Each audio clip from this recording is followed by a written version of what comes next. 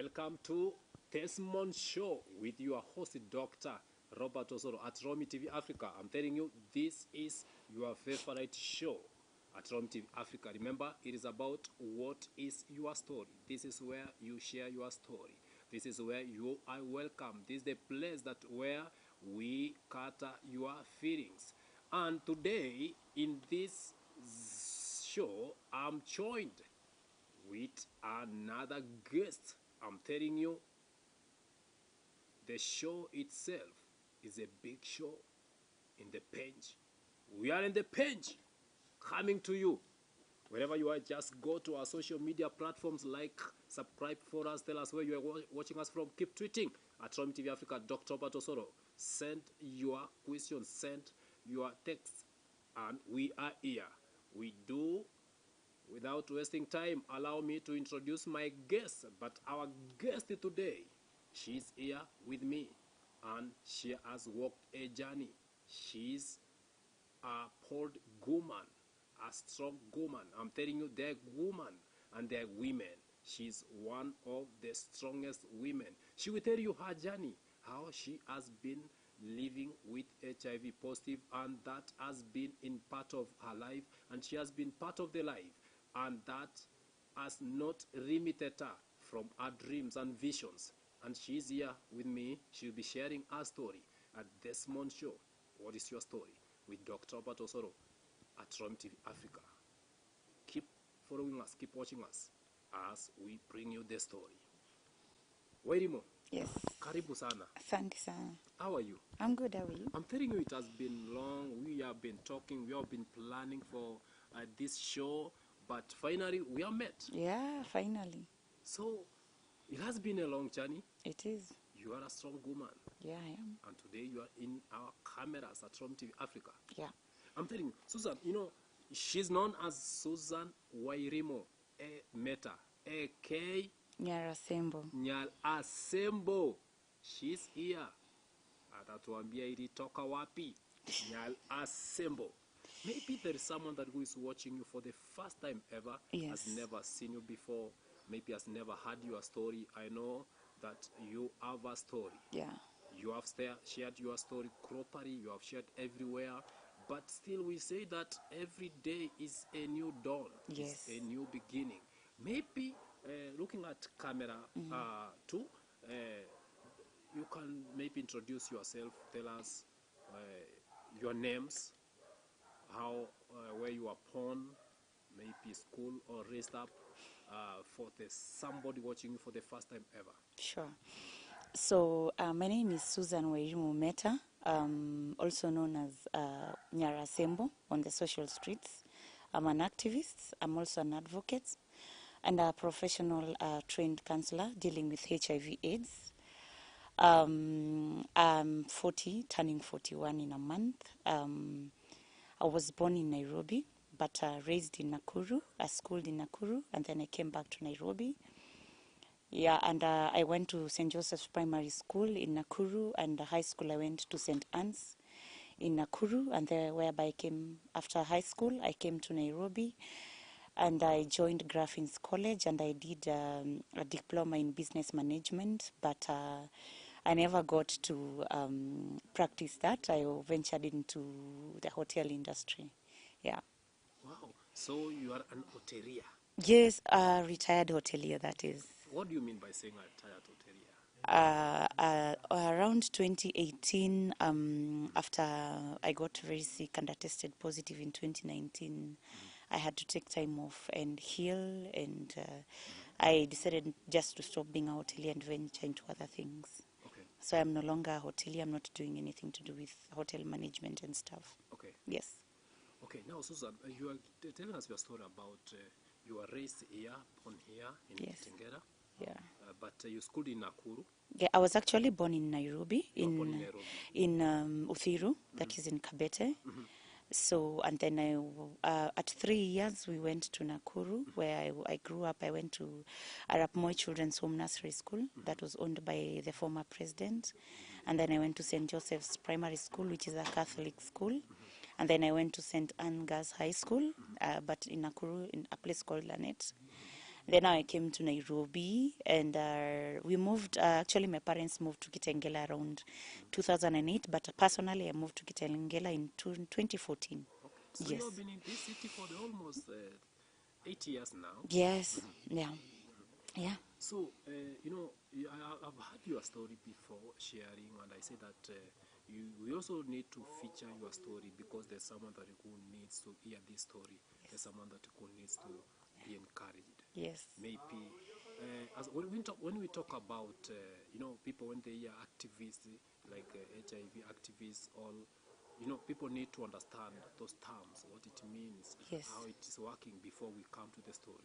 So, an activist or an advocate, and I'm going to speak into relation to HIV/AIDS, is somebody who goes out as a voice for others, either to inspire, encourage, or speak on matters that are affecting like us people living with HIV. Like I will go on my Facebook page, on my Instagram page, on my YouTube channel, and I'll speak a lot about sensitization and creating awareness, because you realize even in this era, as much as people are educated, most people are still not sensitized about HIV. Yes, and there's a lot of stigma even up to right now. So being an activist and an advocate, my work is going basically on daily basis, like on Facebook and Instagram. I have to post, I have to teach people on how to protect themselves. I have to teach people on how to go and test and, accept, move on, modes of prevention and, self-acceptance and self-love. Wow. Yeah. I'm telling you, I say that from the beginning that she's a strong woman and she's here. There's someone that go, maybe you are feeling like the world has ended for you, but I'm telling you that there is a future. And she's here to tell you today that there is a future, there is a beginning, there is a new life. After all, we are all living for a better life. Now, when we start Nyari Assemble, so how did this name Nyari Assemble came? From high school, and also, most funny enough, most of my friends are Luos. I tend to blend very well with them. So they normally tell me I have this attitude of a Luo woman, and I look like ladies from Asembo. So it started like a joke, Nyarasembo, Nyarasembo, So Nyarasembo. Assemble is a specific place Apparently, Nyar means from. from. Now, Asembo, it's a, you'll have to go to Asembo one time, one day. Yes. To know the exact place, how is it? I have to go and see the place. Wow, I I'm hear it's a telling you, beautiful place. it's a beautiful place. Yes, it Yeah, is. it should be. It should be. Yeah. Now, let's come back to our story. Yeah. We were learning your story on how you schooled, on how you came up to your profession, though you talked about 2018, 2019, Yes. when you got out of your profession due to when you tested like positive and all. Yeah. But now, let's start from here, this story. Before we go, like, tested all, something like that, we need to know, like, were you born like that? Is it something that you knew? Is it something that which you came to knew maybe when you were sick, or is you just by choice, let me go and test? You are in a marriage. Is it a marriage that was not working? Is it a relationship that was not working, or had a lot of infidelity until you decided to go and test? But now, all in that, remember we are at Romy TV Africa. We're your host, Dr. Robert Osoro, at Desmond Show. What is your story at Rom TV Africa? You can send us your message, send us your texts. Tell us where you are watching us from at Rom TV Africa. But we are going for a short break. After this short break, we are coming back and we shall be hearing her story of a new life, how she adapted, how she got infected, or how she came to know about that, about her status at Rom TV Africa. Dr. Robert Osoro, we are coming back to you after short break.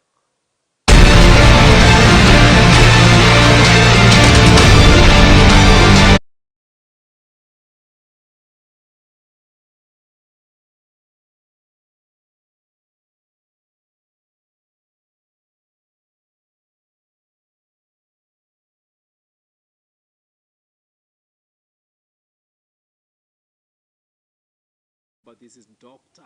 Robert Osoro at Rom TV Africa. As I told you when we went for a short break, that we shall be hearing our story of Nyari Assemble. She's here today and she's telling us her life story, how she got to infected to HIV positive and how she has been living, how she adapted, changing her life status from negative to positive, and what are the precautions to someone that goes new to this. Nyari Assemble. Yes. I'm telling you, Kisumu, you must come there. Kisumu, we are Luos, bwana. But do I say? Eh? I'm telling you. Kuro inyo the Luo. Kidogo kidogo tu. Kidogo Ile ya kidogo. ya kuomba maji. Ugali. Yes. Ah, that's good.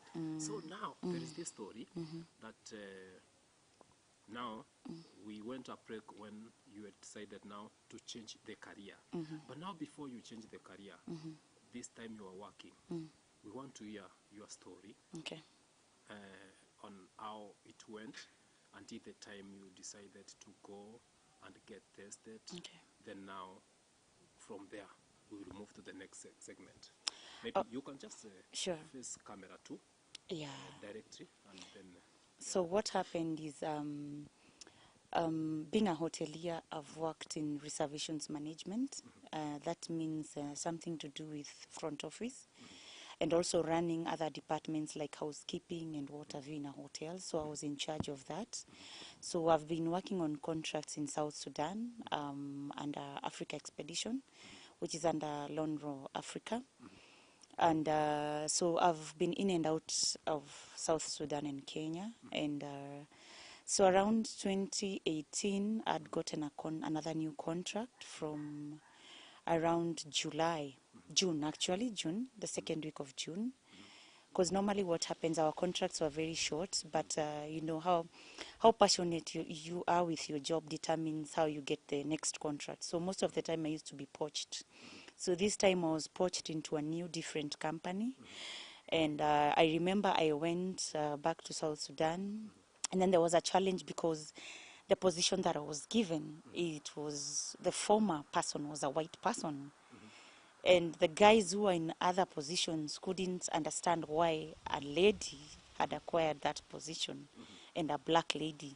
So from the word go, it was very challenging, like working there. Everybody was trying to fight me because, you know, you're a lady, you're not supposed to be in such a position, because now I was a manager.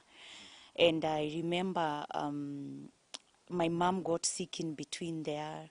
And then at one point, the owner of the company was connected to somebody like in the government or something, and there was a lot of some money laundering, I think, that was going through the company that we didn't know. So the government started investigating the company. So there were also allegations that we were like to be closed down and what have you. So you can imagine a lot was happening between June 2018 and October 2018. So I didn't know I was unwell. So at that time, I used to take a lot of alcohol. So, you know, I'm trying to, you know, deal with my staff who have issues. dealing with the depression, we can call maybe Yes. depression because of job loss. No, I've not lost my job. At that point, I'm being challenged because I'm a female employee who has a better position than the male, and I'm African. So why have I, you know, inherited somebody else's position? And actually And who's a someone white that who is a person? white person has been Exactly. holding the Like, position. yes. So there was a lot of challenges, and then my mom is unwell. And then now there is this thing of we are hearing we are going to lose our jobs. So I was drinking a lot. So it started by a very strong malaria. You know, in South Sudan we have tropical malaria. Si kama hii ya huku Kenya. That one, it gets you can even go mad or die. So I was treating malaria, which is very wrong. You know, when you're HIV positive and you're not on ARVs, the malarial drugs can really put you down. So I started being very unwell, and then being a place that's very hot. In my office, I used to use AC. So I started having chest issues, you know, running stomach. And, you know, funny enough, one of my junior staff would ask me, hey, madam, na hii homa haiponi and you losing your weight, are you okay? So it started getting into me like something was very wrong, and I ignored. So fast forward in October, the company was shut down, and the accounts were frozen. You're coming back to Kenya.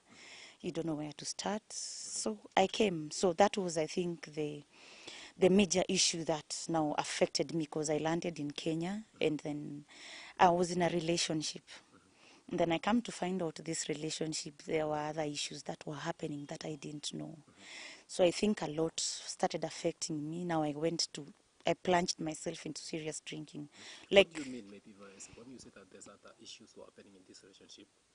You as a counselor, yeah, as HIV, HTC yes, nowadays, yes, counselor. yes. What do you mean by saying there were issues were Normal around? infidelity issues, Okay, yeah. You okay. know, of course, in marriages and in relationships, it's infidelity which is the biggest issue. So it was about infidelity issues, and I came to realize the person that I was living with was not the actual person that I knew. So I think that took toll on me, and I decided like That was 2018. yes, 2018 October, and because of that, towards November, I had to pull out of the relationship. Not pulling out necessarily, but walking out of the home So what it means, you are in a relationship, and but the living time with that you are in someone. Kenya, you are not in Southern Sudan. Yes. You got in together. It's like you are living. We were living even when I was in South Sudan. So it was, because normally when you have such senior positions, you're given like after every 2 months, you have 2 weeks. After 3 months, you have like a month at home. So it's easy to, juggle between the two. Yeah. So I was in a strong relationship. So, but you see, when you're far, you're not able to see things. But when you come back is when you realize things have been happening and you actually don't know things have been happening. So after I knew there were infidelity issues, I had to, and I was going through so much stress because I've lost my job, and, I decided to walk out of the home, and I went back to my sister's place first. Typically, sorry to say this, Kikuyus, we are very funny. Until somebody puts a ring on you, there's that your house that you live. You continue paying for it, even if you're living with someone, because we have this mentality: if anything happens, how do you start? So I had my spare house somewhere, but I went back to my sister's place first because I was not emotionally stable. So throughout November, I remember I'm telling you, I'm plunging myself into a lot of drinking. And then December, so December, I remember my sister had a function. And through that function, because being a firstborn, I take charge in everything, I lost a lot of weight because I couldn't eat. So now I was not losing like 5 kgs like before, but I was losing the 7 kgs, 10 kgs Every month. every month, and I'm not eating. Literally, I'm not eating completely, and I'm having these persistent headaches. There's still the malaria. There's a running flu, and stuff. So after my sister's function, which was on 18th December 2018, I became very sick after that. So towards December, end of December, I'd reached a point I could not even take water without having a running stomach. Like, I could not stomach anything. My hair had started falling off. My weight was now very visible that there's something very wrong. At a point where people ask you, is there a problem? So I was at that point. So come January, I started asking myself and Googling, what are these signs that I have? Because at that point, I have no appetite, a running stomach, I'm shedding weight, I'm shedding hair. I have, opportunistic infections, many of them which are even sexually like STIs. I had lost. Okay. Normally, I'm short-sighted, but my vision was getting lost completely. I couldn't even see far with my glasses or my contact lenses. So at that point, I sat down. I called myself for a meeting. I'm this person who loves myself very much, and I don't like allowing something to put me down before I have control of it. So what I did the first week of January, I just sat down with myself and I said, you know what? I started Googling as a normal human being would do. So there's two signs that came were either cancer, because I had a very serious ulcer issues. So it was either cancer or HIV. So the good thing about the activists who were before is we already have this kind of awareness that you can live with HIV. So for me, I already knew, but at this point that I'm very sick, if I have cancer, then I'm going to die. But if I have HIV, I might be able to move. Yes. So the second week, I remember it was on 14th January 2019. I took myself to a clinic from Kitengela. I was scared of testing around, so I went to Athi River. There's a certain hospital, a private one that is. But when I reached there, as any other normal human being, I came back home. I couldn't handle it. I was so scared. And then that was on 14. On 15th, I became very sick. I couldn't get out of the bed. So I realized I only had another option of That trying. was on 14th now. 14th. And then on 15th, I get very sick. So on 14th, you went to the clinic? And I came back. You I didn't tested? test. No. Uh, I reached there and I got scared and I came back. okay. So on 15th, I got very sick. So in the morning on 16th, I called my sisters. And I told them I'll get myself to the hospital, but kindly I need support. So you guys kindly come and support me. So we met at the hospital.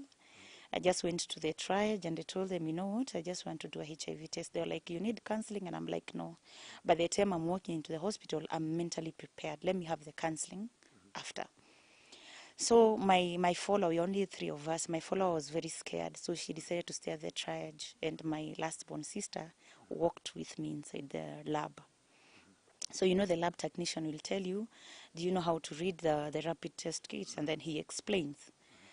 So we go ahead, you know, draw the blood and put on the kit. And then he's trying to talk to me and stuff. And when we were done, from reading, I could see I'm HIV positive. So he asked me, do you know what it means? And I'm like, yes, it's HIV positive. So I think because my reaction was calm, he thought maybe I'd flipped or I was in denial. So normally what happens, the first one that tests positive, there's another one. We have HIV-1 and HIV-2.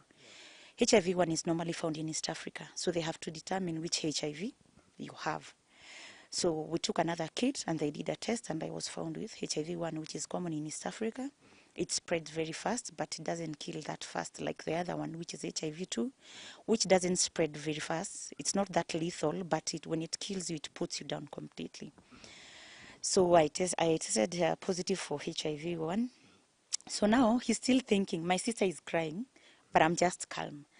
I think I was caught in between the shock and then I'm like, at least I don't have cancer.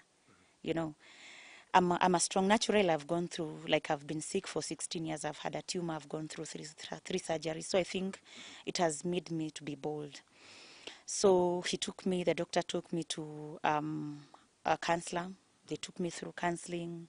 You know, there are those moments they ask you things like, do you know who infected you? And they need to, you know, contact persons and stuff. So we went through that process and they asked me, are you willing to start your medication today? Being somebody who loves myself, I was like, yes, I would want to just deal with this once and for all.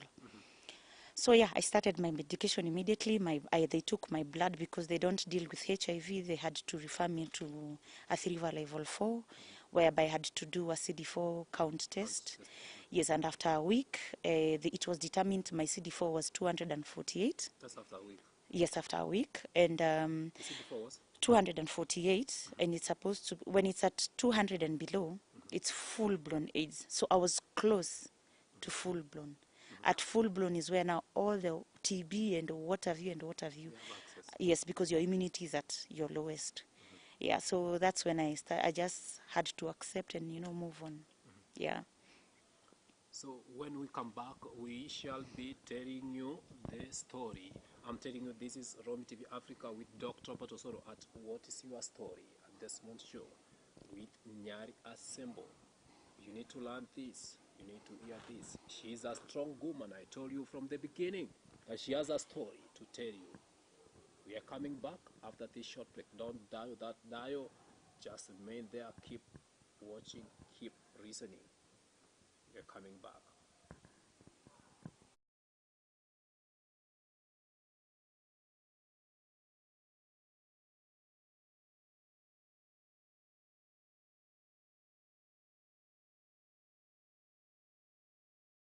Right, welcome back once again. Remember this Desmond Show at Romy TV Africa with Dr. Osoro. We are back after this short break. Now, it is her story. She's sharing with you. There is a road that which you need to learn.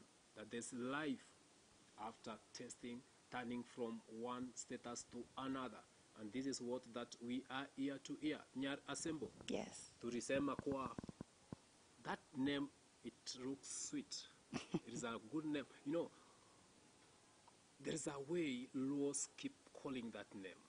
You hear they call Nyal Assemble. You see, but we are coming back there and we will be telling more about that Nyari assemble. But there is a story that we were talking about now. The prad has been taken to at river level for CD4 check. That was 249 or 48? 249. 249. Yeah. But the normal CD4 should be? No, nowadays, normally we don't work on CD4. We work on something called a viral load. That is the load of the virus in your system. I think maybe you've heard about something called undetectable equals untransmittable. So they deal with the viral load in your system. Like as at me at the moment, my viral load is at 0. I'm very HIV positive, but my load is at 0. At 0. So it's like stagnant or dominant. I cannot infect, but it's still there. So normally we deal with that. So if it's like 50 copies and below, that is undetectable. If it's 1,000 millicopies and over, then that means you can transmit, and the load of the virus is very high. Yes, that's what we work But with if you nowadays. go for a test, will it show that is there? Yes, if I do even a rapid test, it's still very, like you can say I'm very HIV positive. But the viral load is 0. Yeah, you see the virus, I'm not cured. The virus is in the system, right? But the load of the virus has been suppressed because there's something we call adherence. The So- adherence of the drugs. Yes, so like for me, I started my medication immediately, and by July 2019, I was undetectable.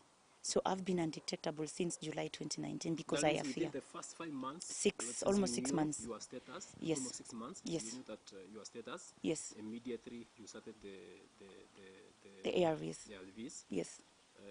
and you dared to them. Yes, I feared So that put you to undetectable level. undetectable. Yes, but So- it takes a lot of diligence and discipline. Okay. Yes. Let me ask this. We are talking about now that you thought that you've been infected before we go there about because there's something that someone who is watching here needs to hear about how to adhere to drugs, how to be consistent. Yes. How, people don't understand that we have different types of HIV. Yes. People don't understand there's reinfection. Yes. And these are what that we are going to hear from you for Yeah. someone that who is watching us for the first time. But I want to take you back to like now you have tested positive. Yes, psychologically you have been prepared that this might be true. Either I'm HIV positive or I am cancer. Yes. But now let's go like to you. You saw like lucky enough. I'm not in cancer because it will put me down. Yes. But even nowadays, people do live. You have seen, from example, of our Professor Nyang Nyong. Yes. He was cancer and still is living. He's even now going to finish his second term of being a governor of Kisumu. But now, does it mean that that is at least that's a defense mechanism that which you had that at least I'm not in cancer, but I am in HIV, that which I can use the drugs, and if I dare, my viral load can go to 0 and I can survive? Of course, any human being will have the fear of the unknown, because at that point you're very sick, you can't eat, you can't do anything. So you don't even know if you start taking the drugs that you will even survive. So any human being will go through that part of what happens. But I didn't go through the denial. Personally, I've never gone Or through. the first thing is like you Most people go through, psychologically. yes, because you see, by the time I took myself to the hospital, I didn't go to the hospital and the doctor asked me for a test. In my mind, I knew something was very wrong. So by the time I went there, psychologically, I'm very prepared. But as I said, because there were activists and advocates before, if you're somebody who digs in deep into social media, you'll have a little low knowledge. Is it the knowledge that Yes. you are getting from the social Yes. media that which kept you that courage? Yes. They have been living. Like for someone like years, Doreen like was born with Doreen, it. who has been over that years. Exactly. So when you see Doreen, I mean, in your mind, if I work hard. So for me, it was Doreen and Percy Matreva that had followed even before. And there was another one called Simaloi Shompa. She's in the US right now. So because I was following them, at least I had an idea that it can actually work. So I knew it was just the support system and my part and adherence. But of course, I went through that. There's that day you break down and you like, why has it happened to me? And then you move from that and you're like, now I need to just accept and work hard, and especially from, the virus is very high in your system.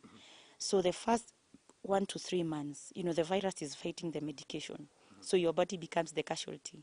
So there are incidences, because actually the drug that I'm taking now is a wonder drug. Whatever I was taking before and it was phased out because it was giving us hallucinations. So you're fighting hallucinations at night. At the same time, at times you get very sick, you get shocks and stuff. So it's not easy the first 3 months, but once you overcome that and your appetite is back, you just adapt now to the new life and you just move on. So what is difficult there is the first 3 months to overcome because of the drugs fighting the virus, Yes. virus fighting back. Yeah, and depending on the drug, because now we were taking a different drug before, which had side effects. But the drug that we are taking now has very minimal, whatever we've been switched to. It's called a wonder drug, it's called TLD, and it's very effective. And it has you don't get hallucinations.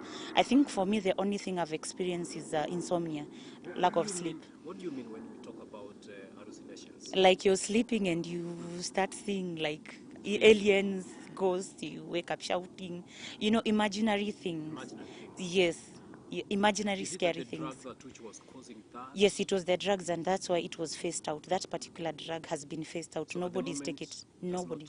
Exist. No. Yes. Now, let me take you back. Maybe this time that you have gone to hospital, you have tested, and then now, as much as that psychologically you are prepared as any human being, that's why the first time on 14th of January when you went to the hospital, you again thought, of course, you are prepared to go to the hospital. Yes. But again, you thought of like, no. And you went back to the house. Yes. And on 15th, you were down. Yes. Because now, the thoughts that went through your mind all throughout the night Yes. and all, actually, because I think many people have been brought down because of a non-fear. Yes. Because you see, and I've seen many people that think that they are HIV positive and even live a reckless life knowing that. But by the time they're going for the test, they realize that even they were not. Now, my question comes here.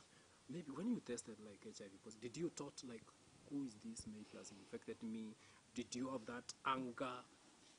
Something like that, or did you do any backtrack? Of course, normally, and especially when you test positive, the first counseling that you get, even if as much as they're counseling you to accept and what have you, they need to keep contact tracing of, can you be able to know if this person has it? Can this person come and test? So that they cut the link between other people and the person who's infected. So, of course, there was that in my mind. And I, of course, went back. But you see, there's one mistake that I did. And I'm a person who believes in owning your mistakes and learning from your mistakes. And that is a major reason that made me go public. That is the major reason, because we have this mentality of kupima na macho. You will get into a relationship, people are healthy, and you assume everybody's healthy, and you move towards on with the relationship, and you get caught, because my scenario, I was in a previous long relationship, and then I move in with somebody else. We didn't test. We pimaed na macho. You start using protection, and at a point you just get used to. So you don't know at some point if it was the previous person or the current person. And that is the reason as to why I had to go public and tell people, you know what, this thing is real. Let's not just look at people and assume they're very healthy, and they're not. Okay, so of course, I did a contact tracing, and we dealt with the issue as per how it was supposed to be dealt with.